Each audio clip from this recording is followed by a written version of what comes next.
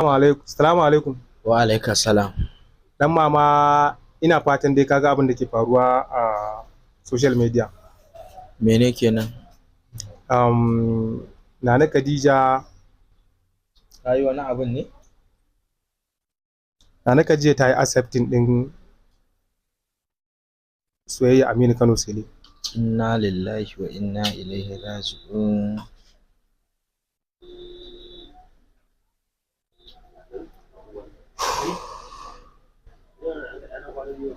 Kambara uba. To, Allah ya sa hakan shi ya fi zama alkhairi. Ya kawai kuma za ka yi addu'a ba za ka yi. Amma ni dai ina so ta sani gaskiya komai dai lokaci ne kawai. Ka gane ai. Komai lokaci ne kuma komai mai wucewa ne. In hakan shi ya fi zama alkhairi a gare su, Allah ya tabbatar. Ni kuma in hakan ya fi zama alkhairi a gare ni, Allah amin. Yanzu shi kenan ka ƙudiri take nan? To ni mahaukaci ne, ni jahili ne irin shi. Ai in aka ce ba a son ka ɗaya kawai shi kenan ka ji baba. Me duka zai baka wacce ta fita? Ko ba haka ba ne? Allah shi ke bayarwa. Kuma tashi kawai za ka roƙe shi ya baka. Magana ɗaya kenan, ko ba haka ba ne? Amma kuma babu kyau wannan abin da ta yi. Amma ni ba zan ce komai ba, ra'ayinta ne, wannan zaɓinta ne. Amma su mutanen duniya sun san me ya faru, ko ba haka ba ne? Allah ya kyauta. Allah ya ba su zaman lafiya.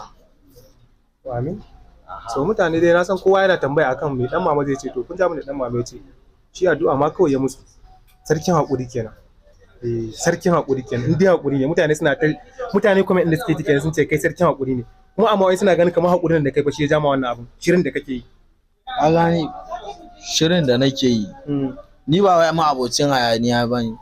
Ka gane ni ban son wannan hayaniya wani waye wannan. Ka gane ni komai nawa ina fawwala shi daga Ubangiji ne.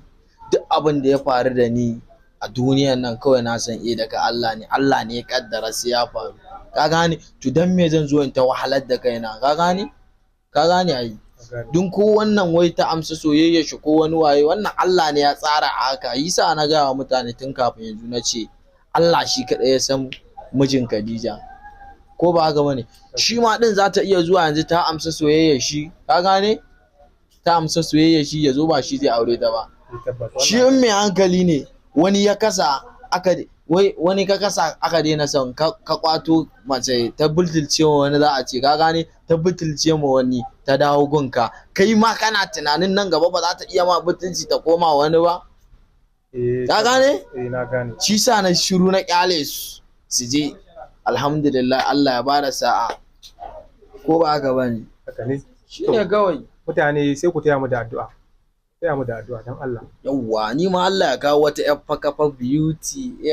Kai kana da beauty da yawa ai. Wallahi ban da shi. Wallahi kana da su. Kai ni rububin gaske suna ta to za mu jira mu gani, za ka gani. Yanzu mu ma za mu fara accepting. Za ka fara accepting soyayya? Tun yaushe. Ai ko Za ka ci kaya ne? Ayin Allah da gidan malamai zan samu.